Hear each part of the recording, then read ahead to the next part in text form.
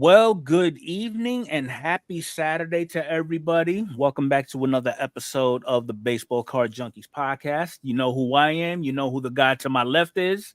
Maybe not. How's the guy that everybody I'm doing? the guy that wasn't here last week, but I'm here Yep. this week. Mike had an unforeseen circumstance happen last week. You know, this thing of adulting, it gets the best of us every now and then, but Every now and then. we adapt and overcome. Yeah. All right. So who do we have in the chat? Well, we have my brother with hieroglyphics as a name show up. We got Maddie. We got Jason from Canadian Car Breakers. We got White Sox Tom. How you gentlemen doing? Maddie said he just got home from a 5K run in the pouring rain, and he ran the first mile in 6:30. Not bad for a 43-year-old. Well, you continue doing that there, Maddie. Xavier, how you doing? What's up, Xavier? How's it going? So, last week of the season of baseball. Next week we start focusing more on the postseason, and I'm looking forward to it, especially after the thrashing we took today. You got your first glimpse of Paul Skeens, huh? Yeah, we did, and it wasn't good. What's up, Steve? Hey, Steve.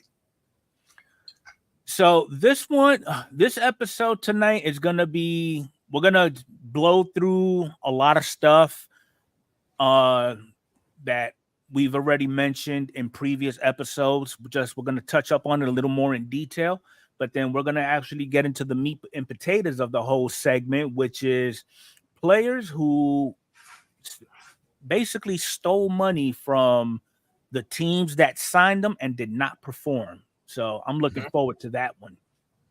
So the first thing I do want to go over is latest releases that we had. The first one that I do want to talk about very briefly is 2024 Topps Chrome Sapphire. Okay. First thing, it is a very expensive product now compared to last year. We're looking at minimum $500 basically a mega box, and inside the box you're looking at 36 total cards. 32 8-packs for 32 36. Yeah. If there's an autograph, is there an extra card in there? Sometimes they slip an extra card in if there's a numbered card or a parallel. They do slip in an extra card, and I think the breakdown that they guarantee is you're guaranteed 3 parallels and 1 autograph versus last year where you wasn't really guaranteed an autograph. No. All right, but again, for $500, I don't think it's worth buying a box just to get a 10-15 minute thrill out of it, especially with a 700 card checklist. That's crazy. I mean, I remember when 2021 Platinum Anniversary first released, and they started off with 700 names. But at least with them, you had the active players. You've got pretty much all the rookies, even though they played one game. And then you got a lot of the retired Hall of Famers and all those guys. They wisened up and they chopped it down to about 500. So that makes sense. Yeah. Hopefully they do that with Sapphire next year. So with Sapphire, they put pretty much all of Series 1 and Series 2 together and threw it out there. Correct. Yes. Yeah. That's crazy. I'm scared to see what Topps Chrome Update Sapphire is going to look like as far as price point. Well, don't be surprised if it's going to be $100 to $150 more than it was last year, because that seems to be the trend. They got us, and we can either do one of two things: either buy it or not buy it. Pretty much. Just go out and let these Now, where do you think Topps is gearing these prices to? It's not to the collector. They're not 10xing the collector. No, they're not 10xing the hobby for the collector. It's more for the breaker, because they're the ones that's actually buying this stuff in bulk. Exactly. So, but yeah, that's enough of Sapphire. The next one I do want to go over though is Sapphire, and not Sapphire, 5-star. 5-star. From what I've seen, and I've seen a lot of it opened already, and nothing really special to write home about. However, the fact that it comes with only 2 cards but at least both of them are autographed and they're both on card autos. So that's kind of a plus, depending on who you get. Depending on who you get. Yeah. What is the price point on that? That's about $325, $350. All right, so you're still looking at $150, $175 per auto. Per card, yes. Yeah. But then there are I've seen boxes where there's actually 3 cards out of it, so you get a bonus. Okay. As a matter of fact, I was watching Jab's family open up some boxes today, and he pulled an Aaron Judge 101. Wow. Well, there you go.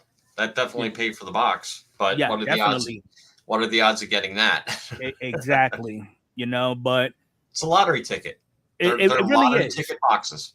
It really is. And it's again, if you're into that kind of high end stuff and you've got that gambling mentality, you're gonna jump in on as many breaks as you possibly can. Try to get that team that you collect and keep your fingers crossed.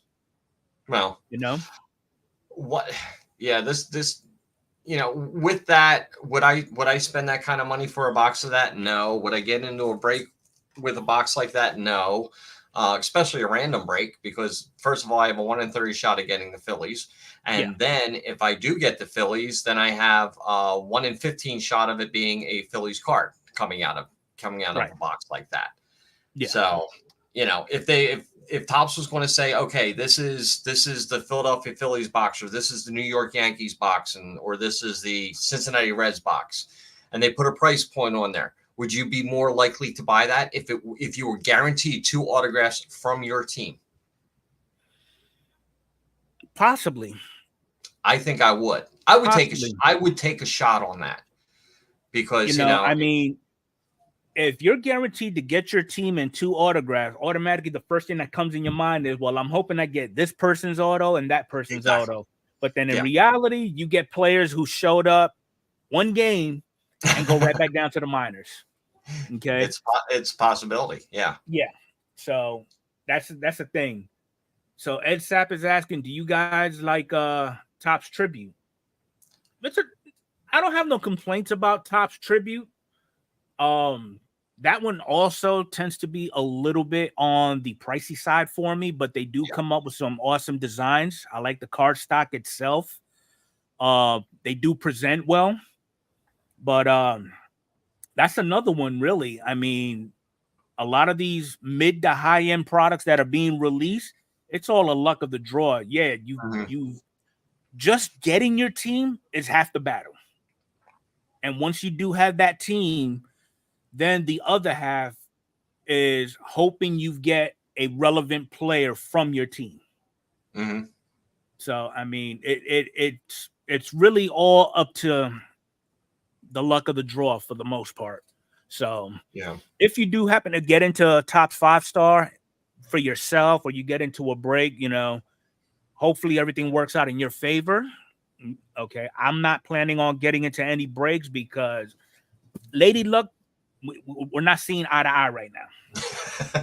We really not. Lady Luck and I have never seen eye to eye. Okay, so, but something interesting, speaking of price points and products and everything like that. So there was a video that was released earlier this week from Sports Card Investor.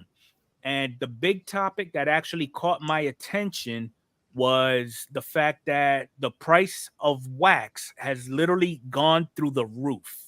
Mm-hmm. And I completely agree with that. And I was not expecting for somebody like Jeff Wilson to be the first one to say that. That was the first time in about 2 years that I actually agree with Jeff Wilson on something that he was saying. Actually, something that I was interested in that he was talking about. Not hyping up a certain player or something like that. Yeah. That is true there, Lou. There you go. That's the way to do it, Lou. That's the way to do it.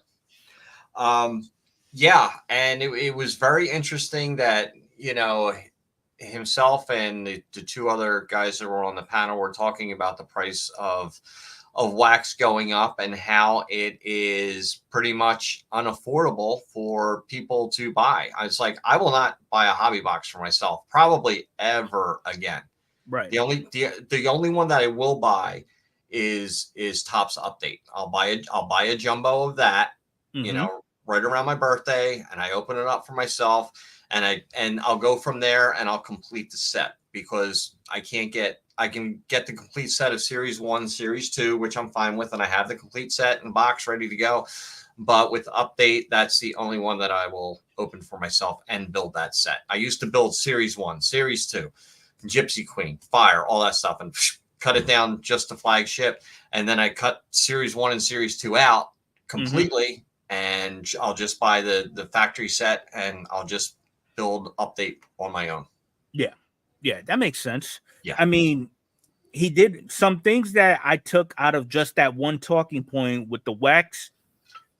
He mentioned that, and it kind of contradicts Fanatic's statement a couple of years back. You know, right now with the price of wax these days, it's more towards nurturing the breaker culture. You know, because they're the ones who's forking up all this money to buy cases upon cases to bring back to their LCSs or their breaking points, like your loops, your whatnots. Hell, even on Fanatics, if they get a kickback, especially, you know. And I think some of the reasonings that I think I spoke to you about with already, that is causing a lot of the price upscale, mass production. You know, because you want to make sure that all the breakers are actually getting a piece of the pie. Bringing those breaking that product on these apps, supply and demand. And like the first one that actually came to mind, and I'm not knocking it because it was a good product. 22 Topps Update. Everybody is here. We are 2024. It's still being broken as if it's brand spanking new. Yeah, it's still being thrown in the breaks a lot. Yes. And then you got your aftermarket sellers. You know, you've got eBay that sell it 2-3x times the actual retail cost. Then you have StockX, which I'm pretty sure a lot of people that have not really heard of, but they are out there.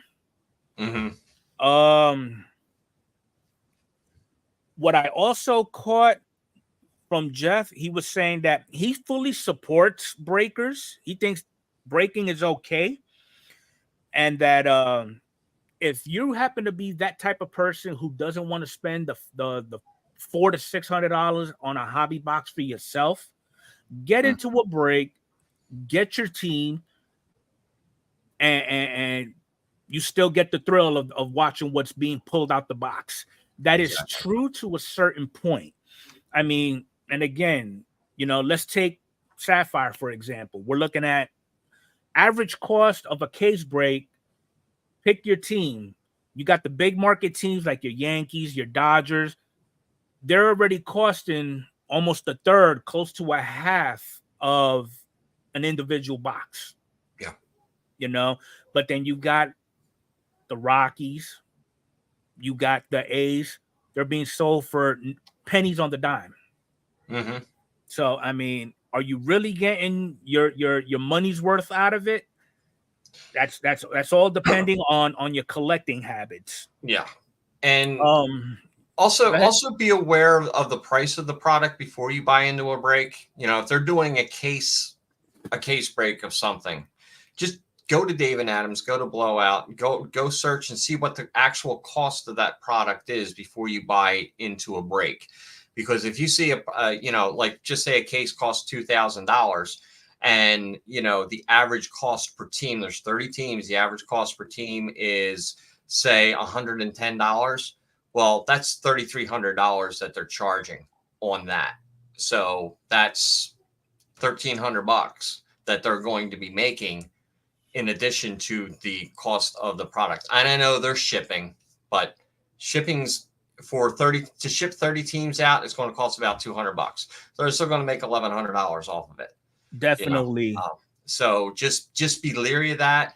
And even if you go into like a pick your team break or something like that, just check just scroll down and see what the price of the teams are. See how much money these big breakers are making off of a case of product. It's sick. It is. really is sick how much they're making off of the product. And most of them have gone to randomized breaks because it's less work for them. We're just going to randomize the teams. You know, they don't have to break down the checklist, break down the teams. I used to do that when I would do a new release of a certain product. I'd actually sit there, I'd break down the teams, break down the rookies, break down the autos and all that other stuff, and start giving prices per team. And then I got to the point where, you know what, I'm not going to do all of one product. I'm going to mix it up. Well, when you mix up a product, it's, you know, you mix up the years and stuff like that, makes it a little bit more difficult to put a price point on per team. So that's when I started doing more random breaks, but I would do random breaks with trades, you know, so everybody can, you know, get what they want. Most of the other break houses, or I'm sorry, I'm not a break house, but break houses will be like, it's random team. That's who you get. If you don't get any cards, guess what? You don't get any cards. I've dealt with breakers where if you don't get a hit, they send you at least a pack of cards. Well, I dealt with breakers that you don't get anything. You don't get anything. And the last time I got into a break, the team that I had hit nothing. They sent me a pack of 22 of opening day. Yeah. But yeah, so for those of you that do get into breaks and you don't know how to go about finding the best deal, I'm going to drop this link in the chat. They give you a breakdown of the latest product that is being opened and what each breaker is charging either per team or per case. Yeah. Okay. Yeah, there's some comments that have popped out. Yeah, White Sox Tom says, yeah, a lot of lazy breakers only ship the hits, too lazy to sort the cards. Yep, that happens too. You know, you want to get into a break where a breaker is going to ship all your cards, because as collectors, I want all the cards of my team. Yeah, I don't want the hits. I want to collect the set. I'm still trying to complete Topps Chrome from this year. I'm still missing 2 cards. Might as well just get them off of eBay. I think I'm just going to get them off of eBay. Yeah, pretty much. Magnus says, I enjoy watching the breaks, but don't like participating in them. It's just gambling to me. I don't really get the best feeling being a part of it. I know some great people that do breaks, though. Yeah. You always have that one that you have no issues giving your money to, because even if you don't get no hits, okay, at least you have that rapport with the breaker. You know what he or she is all about. You know what they offer and all that. There's no strings attached. I mean, it is what it is. Yeah. So, but yeah, so that's our, because I mean, now that I think about it, prices were a lot cheaper just prior to the pandemic. $20 mega boxes. Oh my God. Yeah. You know, and just to see the prices go up 10, 15x in 4 years. Even during the pandemic, you would have to find the product before the flippers got to them. I mean, if you found the product, you were still getting hanger boxes at 10, you were getting blasters at 19. Yeah. But then once the flippers started going in and clearing out all the shelves, then you're looking on eBay and all those prices are doubled or tripled. Mm-hmm. Agreed. So, and then Topps caught on to it. Well, if the flippers can sell it at this price, why can't we sell it at that price? And then the next year, the prices started going up and going up. And then Fanatics got involved, and then he started going up even more. And it's only going to go up from there. It is. Because right now, I don't see how Fanatics is 10x in the hobby for the collector. They're not.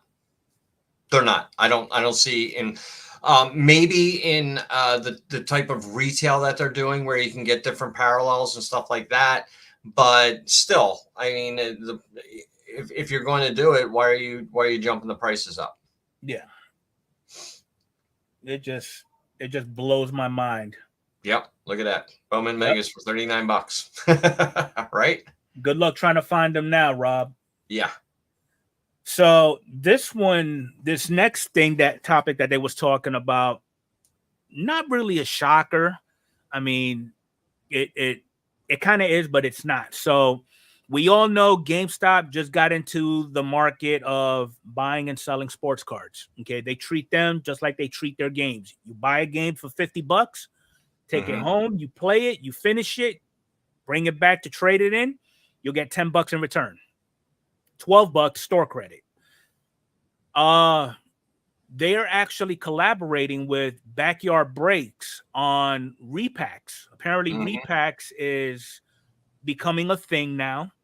And the repacks that they're looking at distributing are going to be pretty much $60 per pack. Any thoughts on that, Mike? Nope. What about the idea of anything that has to deal with Backyard Breaks? I'm out. Sorry. So what about just the sheer idea of repacks going mainstream? Well, they've been on eBay and people have been making them up for the longest time. If they're going to go mainstream, they should at least let us know what types of product are in there. If there are chasers, what the chasers are. But they're distributing to how many GameStops throughout the country? Very select few. Oh, okay, a select few. But at least let us know what's involved, because you could start opening up a bunch, $60, and you'll get $5 worth out of it. Yeah. Maybe 100, maybe one out of 100 will hit that $60 mark, and the rest will be like $5 cards, $6 cards. Because as Backyard Breakers, are they one that only ships? Do they only ship the hits? Do they still do breaks anymore? They don't do breaks no more. They don't do breaks anymore. Game. Okay. They're solely repacks. Yeah, because I can see a lot of these breakers doing something like that. Yeah, I wanted to talk about that one that Magnus put up. But lost my train of thought. Let's get it back. Okay, so like these breakers that only ship the hits, they have all this excessive inventory of base cards and cards like that. Are they going to start doing it and just put them out as mystery packs and try to make $20-$30 back on each one with nothing guaranteed in there? Or maybe have one chaser and put out 100 packs of those cards and sell them for like $30? I mean, as long as there's transparency, I mean, I would consider it. And right now, the only group that's actually doing repacks and they are being transparent would be Arena Club. Okay. I just dropped the link to their website in the chat below. So I mean, check them out if you want. I would deem them credible, if you will, solely because the two guys that are running it, one of them being Derek Jeter, okay, they're collectors themselves. And I know that's not no big excuse. That's not an excuse for them to do what they're doing. But I mean, I would assume Jeter would be the type of guy that lives up to integrity. Well, Raleigh Fingers put out rack packs too, or put out yes, yak he packs. does. Remember that? Yeah. All right, so getting back to and Magnus says 99% of repacks are scams. Yeah, I agree. Yep. I agree 100%. But if there's a chase card or something in there, as a guaranteed chase card, and it's within your budget, you can go and do it. Okay, so Magnus's comment on that was they spent billions buying these companies. You think they're going to price things for the collectors or price them for the breakers to maximize profits? They're going to price them for the breakers. That's where they're going to make their money. That's where they're going to make their money back.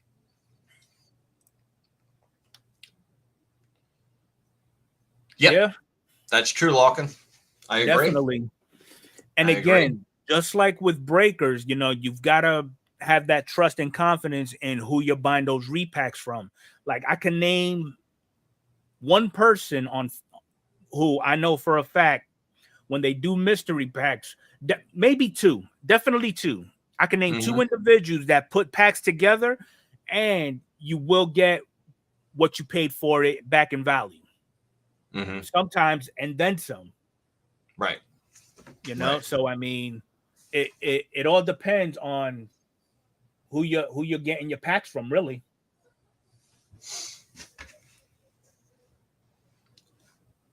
Yeah. Well, and Tom says, unless you buy all the packs, how do you know the chase cards are in those? This is true.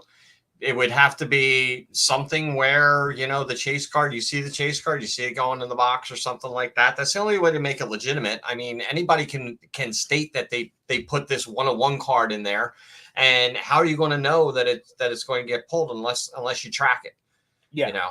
I think there should be a way of, that they have a website and they put up, I've got 100 of these packs, they're $30 a piece. There is one chase card. When it's pulled, it'll be posted. It'll be posted after all the packs are sold. Because once it gets pulled, nobody's going to buy the rest of the packs. Yeah. It's another way to look at it. Yep. Yeah, repacks they are shady. And there's Dom. How we doing? There goes Dom. How we doing, Dom? Our resident critic. That's fine. Gotta love him though. We like critics. Critics are fun. Do. We do. I love the pure transparency and telling it like it is. That's right. Speaking of telling it like it is. Well, hold on. We got something from Mark C. Yeah, you could do that too. Yep. So speaking of transparency and everything, now we're going to get into the meat and potatoes of this whole segment. We had some fun with this a couple nights ago.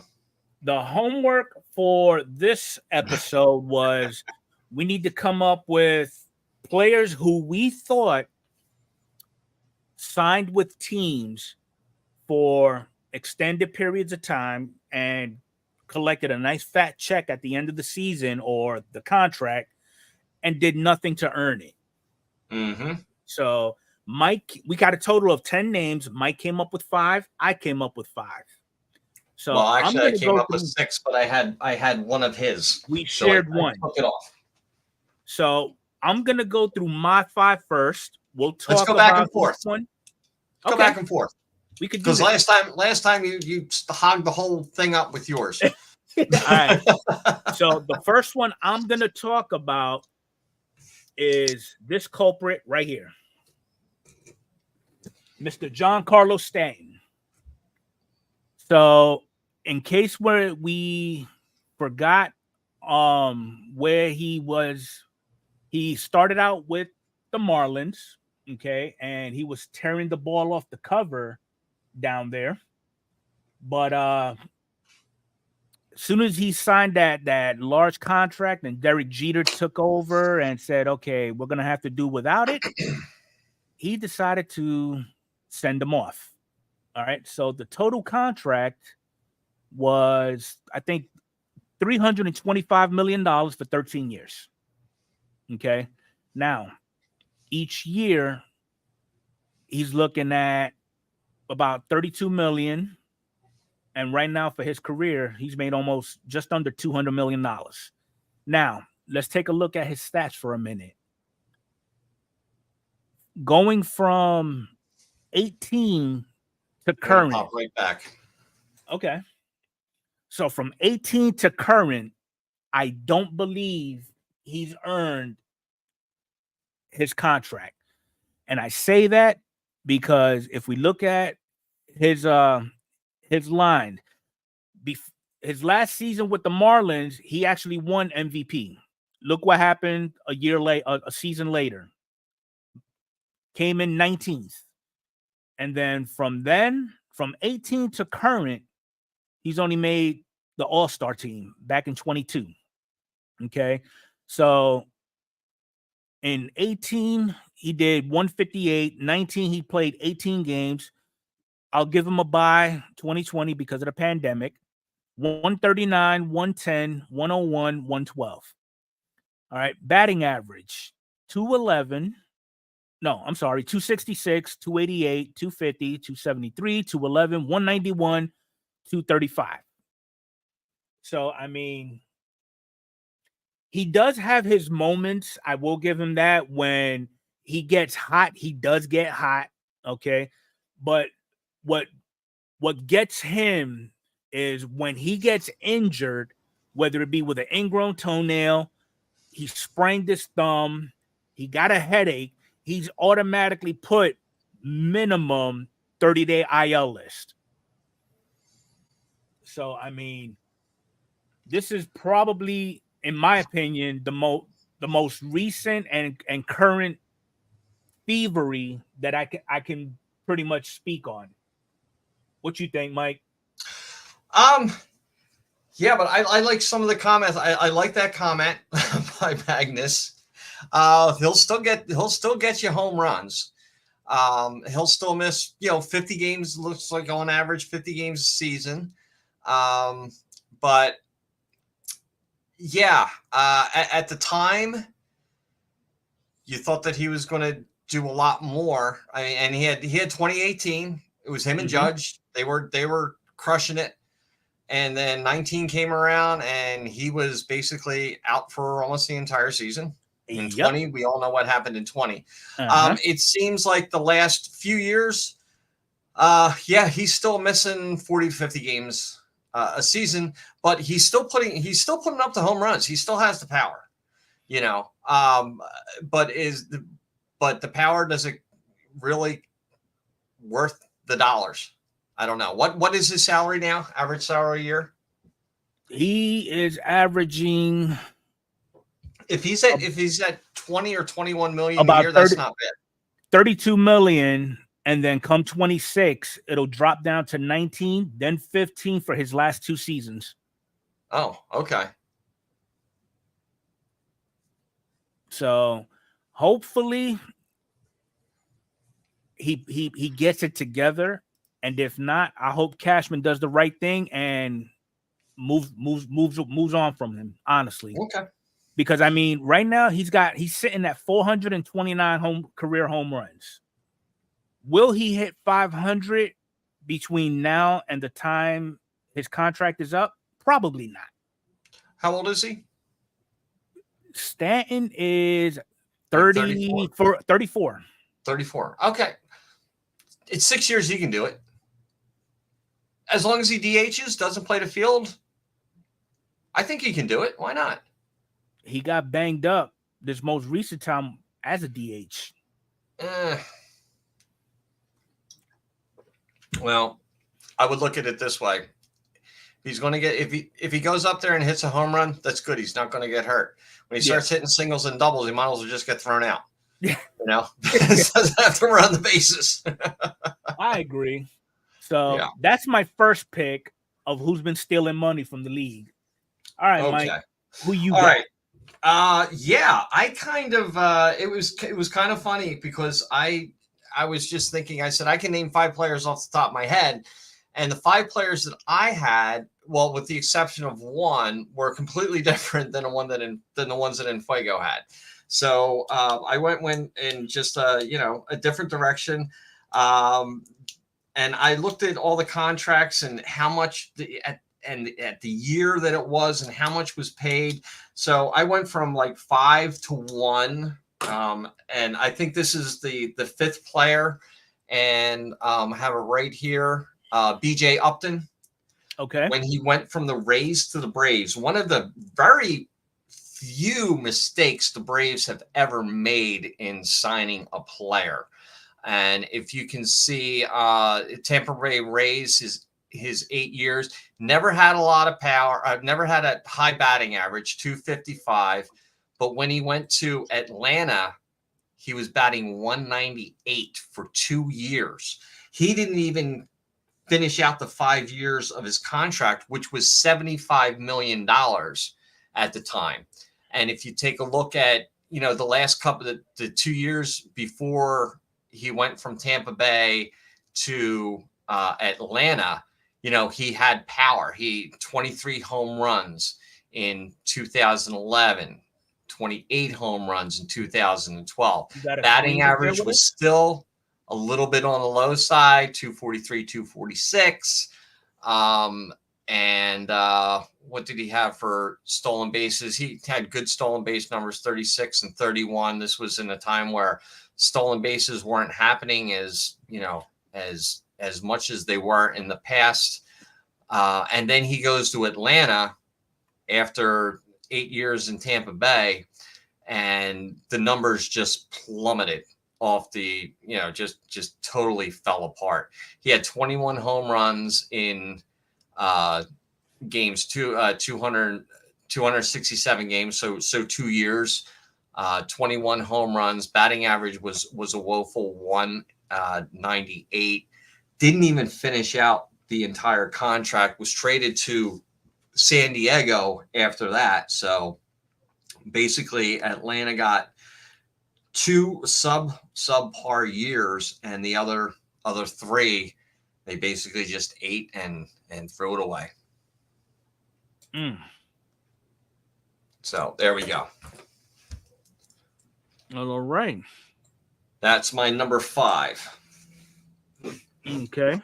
Now I know we were supposed to just bring up players that played on multiple teams, but I just had to make an exception for this guy because it just screams thievery.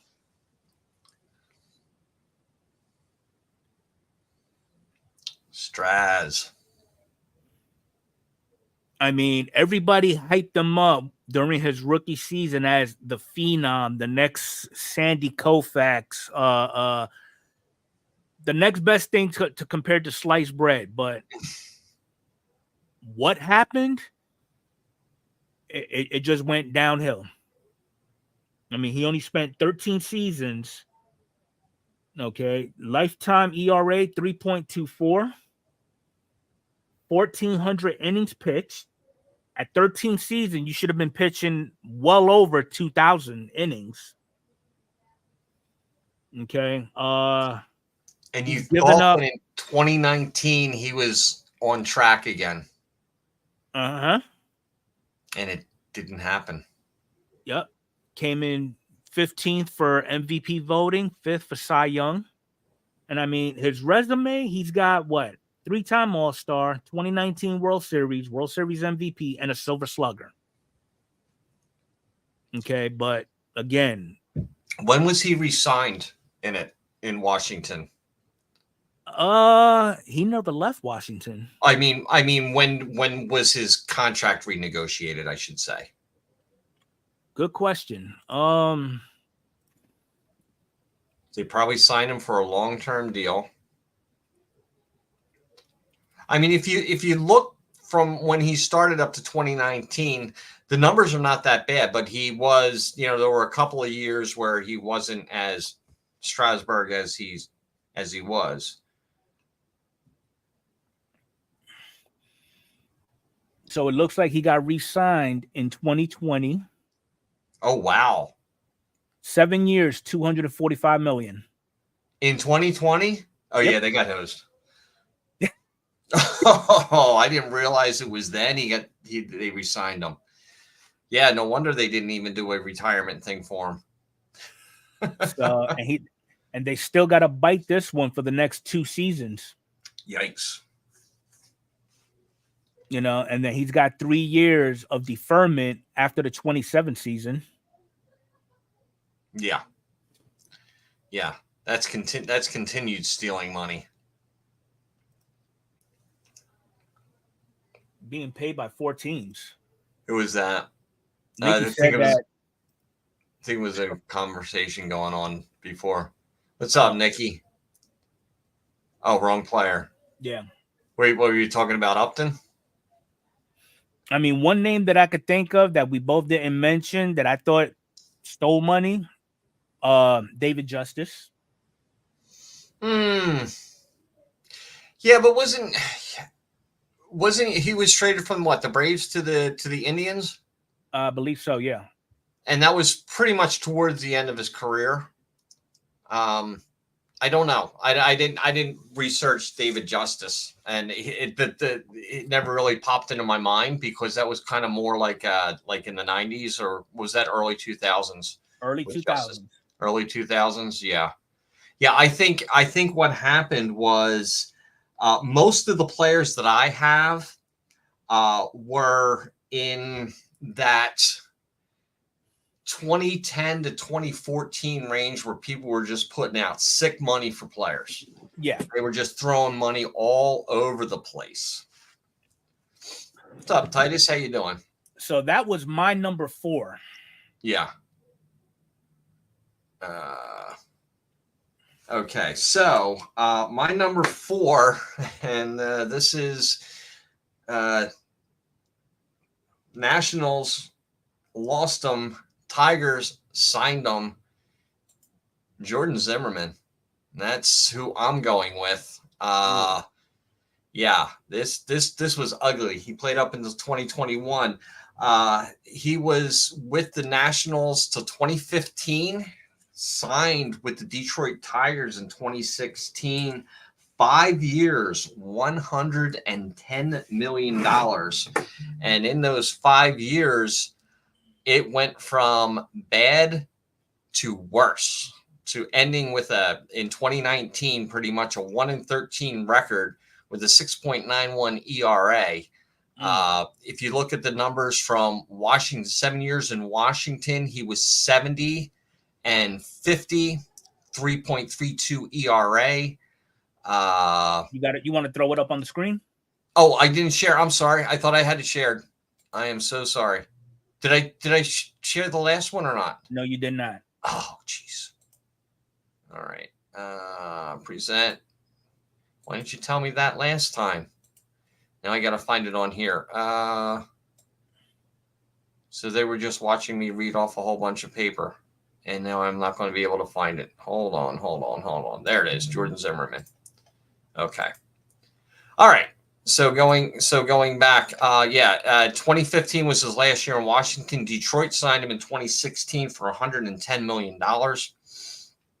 And in Washington, he was 70 and 50 with a 3.32 ERA.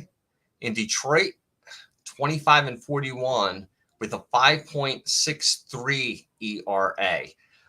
So like I said, it was a 5-year deal for $110 million. He actually played 1, 2, 3, 4. He played all of the years out in Detroit, but the production was not there. He had in Washington, he had 903 strikeouts in how many games played? In 178 games. And in 99 games in Detroit, he had $368. So yeah, that's my number 4 for stealing money in my top 5. Ugh. Yeah. All right.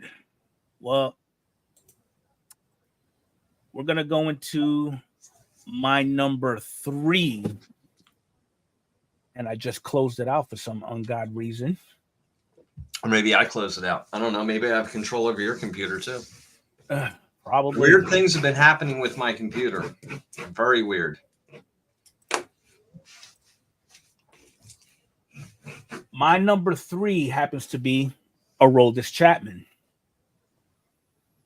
So now this kid, he's been with Cincinnati, left for New York for 1 season, went to Chicago for 1 season, came back to New York, and then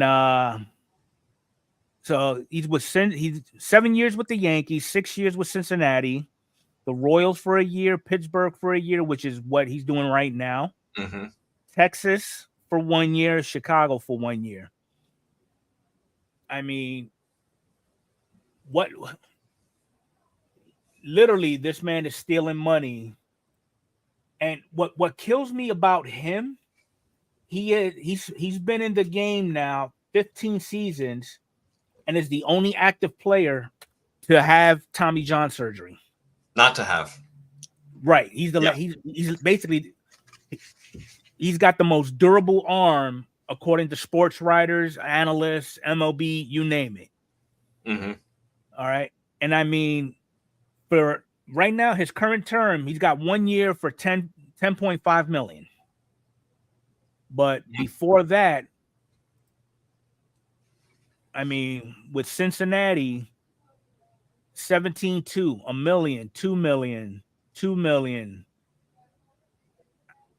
He's made a total of $165 million in his entire career. Okay. But yet, he has yet to produce. And especially, I think it was last season, when his last season with the Yankees, they wanted everybody to show up for spring training early, and he pretty much gave everybody the bird and said, "I do what I want." Mm-hmm. Okay, and yes, Ed, you make a valuable point. He's got a durable arm, still the hardest throwing pitcher in the league, and the only thing that's pretty much holding him back is his control. But there's no way you spend 15 seasons and you're not putting up the numbers that show it.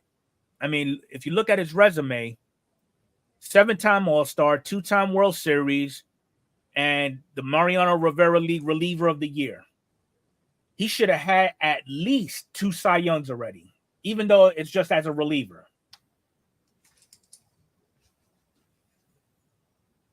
So, I mean, I don't know what he's doing. Career, he's got a 20.7 WAR.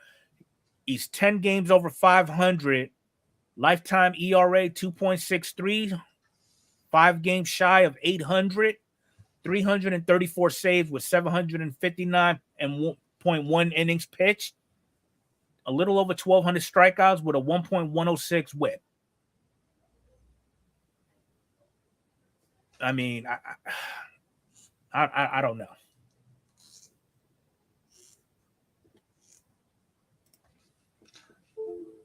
Well, he's not earning his money there, Magnus, in my opinion. With what he has to offer, he's not showing it.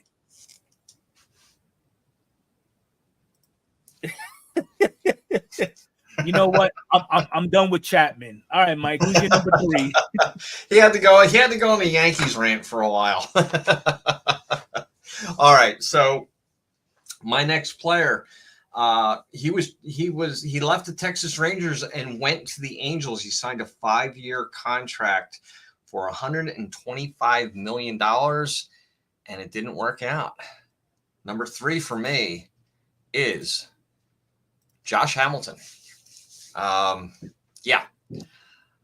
Josh Hamilton has had issues. We all know about it. Substance abuse issues, stuff like that. And with Texas, it looked like he started to rebound, get everything under control, all that stuff. He was putting up good numbers, consistent numbers, good batting averages. With Texas, he was batting. He finished with 302 with the 6 years that he was with Texas. He had power, 150 home runs, 531 RBIs. So yeah, it looked like he was back on track. And then he goes out to Los Angeles. Los Angeles signed him for a 5-year contract. He wasn't even able to complete the contract there. And 2 years in LA, 240 games, 31 home runs. That's about 15 home runs a year on average. Batting average dropped to 255. So yeah, he disappointed with the contract that he received. Did not produce for the Angels, and it's just I have another Angels contract, bad contract on him, on mine. Infuego has one on his, which I also picked, so I took it off my list. And bad contracts can devastate a team and tie up their money for years, if not longer. And it ties up your salary cap, and you just can't rebuild. So you have to be very careful about who you're picking up on the waiver wire, and not waiver wire, or who you're signing, because it seems to be either boom or bust. And unfortunately, with the Angels and Josh Hamilton, it was a bust. 5 years, $125 million. Didn't even play out the entire contract. Went back to Texas, and then pretty much done. Serious bad injury. I think the serious bad injury happened in Texas. I'm not sure it was in. Let me see. He played 89 games in Los Angeles his second year, so he might have gotten hurt then. But then 2015, he went to Texas and played 50 games. So I don't know if it was Los Angeles or Texas. I didn't do that much research into it. I was just looking at the contract, the amount of years that they played when they got there, and how their performance was. So it's a possibility. And good point there, Nikki. Okay. I think he may have two, Victor. I really do. He was battling some demons. Yep. Yeah. Because Hamilton was a monster, especially during the no home doubt. run derby. No doubt. But that got the best of him. Mm-hmm. All right. And what happened in Texas? Remember when he threw the ball up to the father and the son, and the guy took a header over the railing, and he died. Yep. That will affect you big time. It will. I think that was the end. I think that's when he retired after that. Yep. So, all right. So my number 2 is going to be, because I'm going to save my other guy for last. It's going to be Robinson Cano. And then let's just take a look at his contract breakdown. So in 2001, his signing bonus was $150,000. Okay. Then he went pre-arbitration 1 year, $381,000. Another year for just under $500,000. From 2008 to 2013, $30 million. Okay. Then he got the big deal when he went to Seattle. 10 years, $240 million. Then after the 23 season, he got cut. He never finished out this contract, so he ended up going over to San Diego for 1 year, $700K. Then he did another 1 year extension. All right, but if you look at his numbers, he doesn't really stand out. They only highlight his 2009 season when he almost played a full season. Okay, batting average, it was 320. Then you go 319. But what really got him was the steroids. Yeah. Okay. And when you tested positive, that basically ended. And I think I got a breakdown of all that here, if I'm not mistaken. Yep, yeah, right he was with the Mets too, Joe. Correct. So Cano was 31 at the start of his 10-year contract with the Mariners, and he already had a 45.5 WAR over the course of a 9-year career. He got his all-star selection in 3 of his first 4 seasons, but then he was suspended for half the season because testing positive for the juice. Then he was traded off to the Mets with closer Edwin Diaz for 5 players after another suspension cost Cano all of 2021, and then the Mets let him go in 22. That's when he was with the Mets, correct? Yep. And then even with the Mets, did he even do anything with them?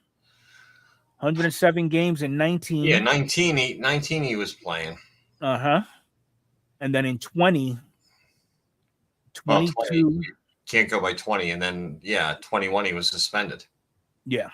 So and then didn't really do much. Well, 2022, he was actually still with the Mets. They actually held on him this in 2022. Well, for 3 years, with the Mets, he's only accumulated 24 home runs. He's got a batting average of 269. I mean, but you look at the plate appearance. 3 years with the Mets is equivalent to almost 1 year. A little bit more than 1 year, 168 games. So, okay. Yeah. So that happens to be my number 2. All right. My number 2 also, let me get my settings here right. Get the share screen going. Make sure I have the right person coming up. My number 2 also played with the Mets. He was with the Twins and then signed a 6-year, $137.5 million contract for 6 years with the Mets. And that is Johan Santana. And unfortunately, this was just because of injury, not because he fell off or anything like that. He had some good years for the Mets. If you look at his stats from the Mets and Minnesota, although he was 4 years with the Mets and 8 years with Minnesota, his win-loss percentage in Minnesota was .679. With the Mets, it was .575. He only had one bad year with the Mets, and that was 2012. After 2011, he didn't play because of injury. His ERA with Minnesota was .322. With the Mets, was .318. Let's see, inning pitch. I won't even go there. ERA, home runs, all that other stuff. So yeah, if you just look at his winning percentage and ERA with both teams, was really good. So it was 6 years, $137 million, and he really only pitched for, I would say, 4 years with the Mets. He had 3 very good years, and then 2011, he was injured for the entire year. I guess it might have been Tommy John or something else. Maybe his back. I'm not 100% sure with that. Came back in 2012 with the Mets. And then just was basically done after that. I guess he just didn't have anything left in the tank. But stealing money at that time, we're talking when that contract happened, 2008, and we're talking $137 million for 6 years. That was a lot of money back then. You're going back 18 years ago. This is when the contracts really started to go crazy. And unfortunately, he was good, like I said, for the first 3 years with the Mets. And then after that, he was pretty much done. And I actually think that this set the Mets franchise back just a little bit with that signing. So number 2 is Johan Santana. All right, Mets fans, let me have it. So no, I'm not going to stop. Joe was saying he gave the Mets their first no-hitter. He could steal all the money he wants. Okay, but no-hitters do not win championships. Just saying that. Johan was great, one of his favorite pitchers back then. Victor's saying he saw him pitch in person, 135 pitches in 5 innings. Wow. Yeah. And Yeah. then Larkin says it wasn't his fault. The manager ruined his arm chasing a no-hitter. Okay. All right. Yeah, but I'm just thinking at that price point at that time, that was a lot of money. That was a lot of money to sign a free agent from the Twins. And with the Twins, he was absolutely amazing, and he kept it up for 3 years, and then something happened. Yeah. I mean, if we would have came up with more names, this segment would have been a marathon. It would have been. We're trying to keep it on. We're trying to keep it to the 1 hour this time, and we're still going to go over. Yeah, barely. All right. That's so fine. my last one, and I know I'm going to get roasted, but you know what though? That's okay. That's what we're here for. Albert Pujols. I had him also, but I didn't have him at number 1. And the contract I'm specifically talking about is the 10-year, $240 million that he signed with the Angels. Okay, now let's take a look at what he's done with the Angels. 140 games played, 600 plate appearances, 547 at-bats. He's got 211 home runs in that span. In those 10 years, he was batting a 258, a 764 OPS with a 110 OPS plus. Now, you notice, I have it highlighted here. They will blow you away. MVP voted 17th in 12. Voted 17th again in 14. Made 1 All-Star appearance in 15. And that's all we heard from him. But look at everything that he's done when he first came on board with the Cardinals. Sick. And then, even though it wasn't that long, 4 seasons to he did 1 year with the Dodgers. Okay, I'll give him that. But then he finished his career on a high note with the Cardinals. Mm-hmm. You know, he got the 700 home runs. Granted, yes, 200 something out of those 700 did come from LA, but he wasn't really, he was overshadowed by Trout because he came on board during Trout's second year. Yeah. And it just went downhill for Pujols from there. You know, I mean, what is it? He played 154 and 12, 99 and 13, 159 and 14. There's not even going to count 2020. So at least he's got over 100 games in that 10-year span, minus 2020 and 2013. Now you look at something there. I just want to take a look at that. You see his batting average through St. Louis. He's right around 300, well over 300 some years. And then when he goes to LA, his batting average dips after 24. Look at after 2014, how it's all in the 240s. Yeah. Is that because he was setting up Trout, or was he behind? Well, he Trout? batted behind. He was behind Trout in the lineup. Trout. Yeah. Okay. Yeah. So I mean, do you think that could have affected him? What if he was in front of Trout? Do you think those numbers would be higher? It'd be a lot higher than what they're showing here. Yeah, that's what I think. That's what I think. I mean, you got to put him in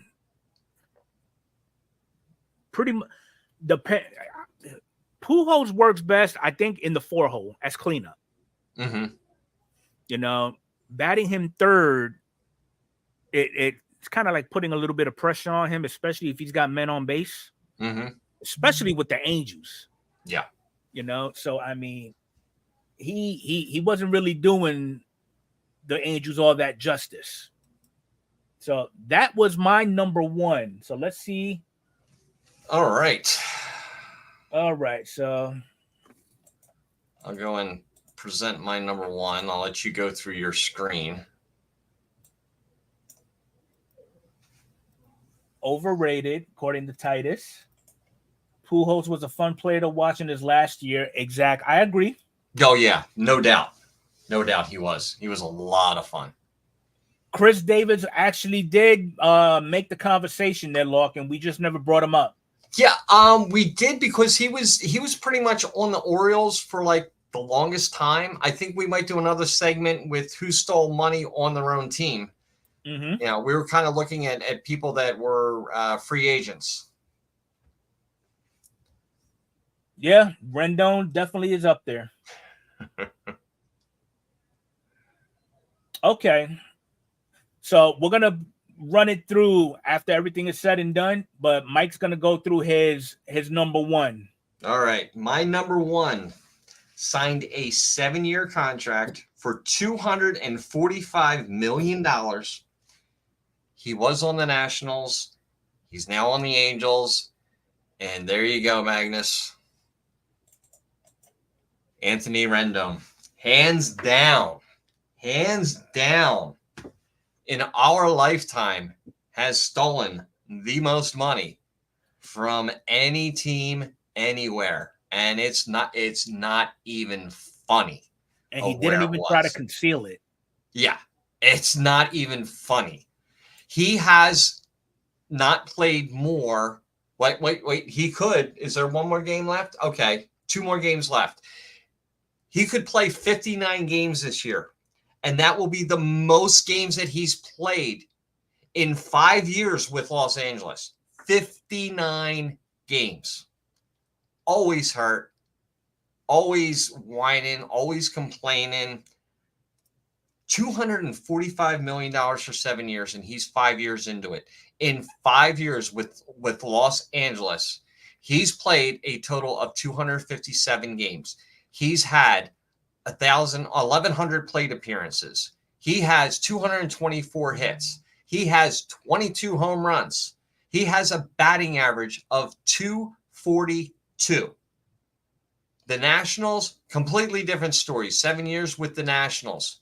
He basically played every game, every season, or close to it, except for 2015.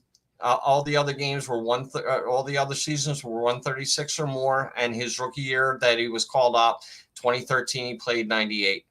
But yeah, the numbers 290 batting average.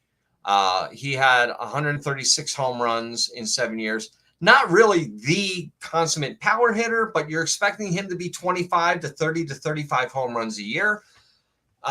With the Angels, it's just not there. This is just a total waste of money, and this is another reason that the Angels are where they are. You know, they just go out and they sign these free agents who's had, we're going to take a chance on this guy. You know, look at 2016, he had 20 home runs. 2017, he had 25. 2018, he had 24. 2019, he had 34. His batting average, 270, 301, 308, 319. He's going to be good. He comes to the Angels and then just totally whatever scenario you want to put in there, whatever phrase you want to put in there. And what's his resume look like? What's that? What's his resume look like? His resume as far as what? What has he done in his career thus far? He ain't done crap. Well, scroll all the way up. All right, hold on one sec. Let me get back to the screen that I was on there. Okay. What are we looking for? He's got a career 33.7 WAR. He's a World Series champion and a 2-time Silver Slugger. Okay. And that's it.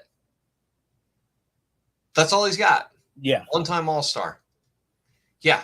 He hasn't, and I'm sure that WAR of 33.7 is all with the Nationals and not with the Angels. Because was he considered for anything while he was with the Angels? Considered for what? Let's see. All-Star or anything like that? MVP in 2020. He received 10 votes, but 2020 was 2020. Right. Yeah. That's all he played. He played pretty much a complete season for the Angels in 2020 because there was only 52 games or something like that. But yeah, that was his only full season with the Angels, the pandemic season. Yep. But other than that, yeah, nothing. Yeah, he doesn't. There are some honorable mentions. Oh no, there's plenty that we could. There's plenty that we could have put on here, but it was just these were just the top 5 guys that came to my head, Yeah. And I said I'm just going to go with it because they're my 5. They're the ones that I put down on a list. First 5 that I think of, and Pujols was in there too, so 6. Because there was a few of them that came to mind. Yasiel Puig, Yoenis Cespedes, Jacob deGrom. Mm-hmm. There's a whole. They're all out there. Yeah.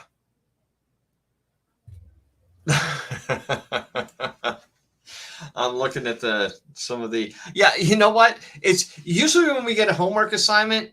Usually, like we never get it right. Either I get it wrong or if you gets it wrong. It's usually me that gets it wrong. Or I do a different twist on it or something like that.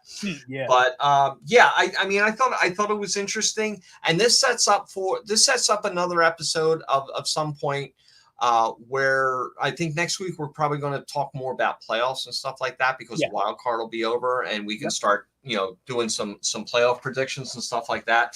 But it also sets up another episode where we can talk about players that were re-signed by a team that stole money from that team.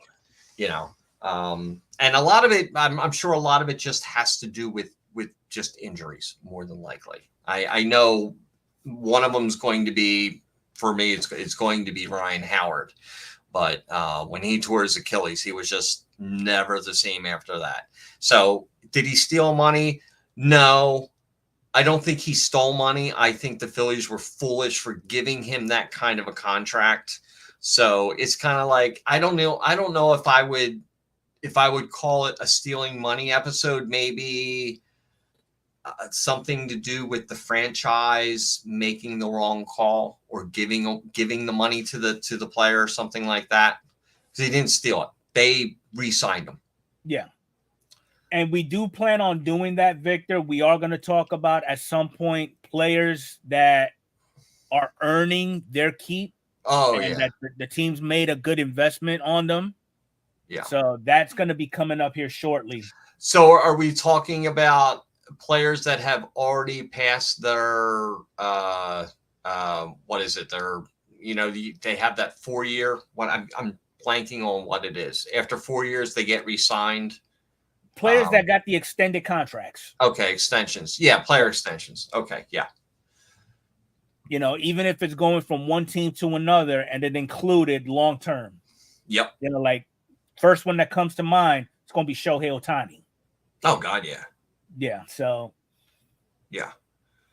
All right, wildcard teams. The wildcard teams have much better records over the past 3 months than teams with the buys. Kind of really works out that way because the wildcard teams have something to fight for. The team I'm worried about, or in the NL, right now, I like the Padres a lot. They couldn't do it with the Avengers they had a couple of seasons ago. What makes you think they're going to do it now? There's just something about it. Chemistry. They have chemistry right now. They have young players. They have older players. They have a good mix of players in there. They don't have a lot of one-dimensional players. So yeah, I like the Padres. I like the Padres a lot. It would not shock me if the Padres went to the World Series. It would not shock me one bit. But then again, if they get booted out in the wild card, I'm just an idiot like everybody else. I know it's a little premature to talk about it, but I'm hoping I get to see a round 2 of the 56 World Series. Mm-hmm. Yes, as long as the Padres fans don't make another theme song, they have a chance. Yep. Oh, geez. Yeah. The Tigers. What about the Tigers? Oh, my God. So, okay. Yeah, it'll be an interesting podcast next week. We can talk about all that and see what we got going on, and let's hear everybody in the chat what their predictions are and stuff like that. And it's going to be it's heading to October. I love it. I love it. This is the best part of baseball. It's the best part of every sport, because this is the one in October. Every sport's playing. You've got every sport. All 4 of the majors are playing, and it's really a lot of stuff going on, and something for everybody. So it's really cool. Yep. So that's pretty much all we have for this episode. Yeah, we'll be back to do this again next Saturday. Do we have a special guest next week? I'm still working on that right now. You better get that special guest on. And we'll see if we could get his complaints on audio versus being on chat. So we'll see how that works out. And that person's not here tonight. That person's not here tonight. No. That's something. Interesting. Well, no, that person did have priorities. Oh, okay. And it has to do with relatives. Okay, not a problem. So that person got to buy. Okay. But other than that, if you haven't had a chance to check it out, I did drop a PSA reveal video not too long ago. It was, in my opinion, brutal. So if you have an opportunity to go check that out, make sure y'all hit this like button for this live stream. Mike, you got anything going on? Next week, no.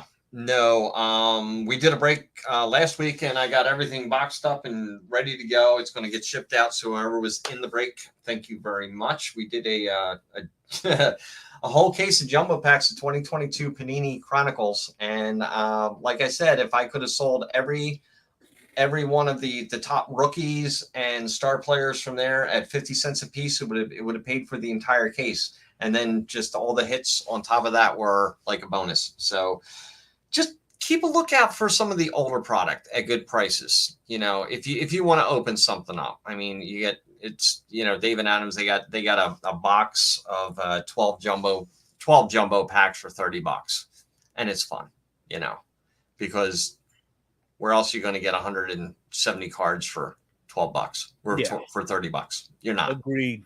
Yeah. All right, folks. Well, not going to keep you up too long. I know Mike's got to get ready to do adult things up at again. 4 in the morning. I'm gonna shut everything down and go spend some time with the family, and we will be catching you all next week and throughout the week on YouTube. So have a good night, everybody. Good night.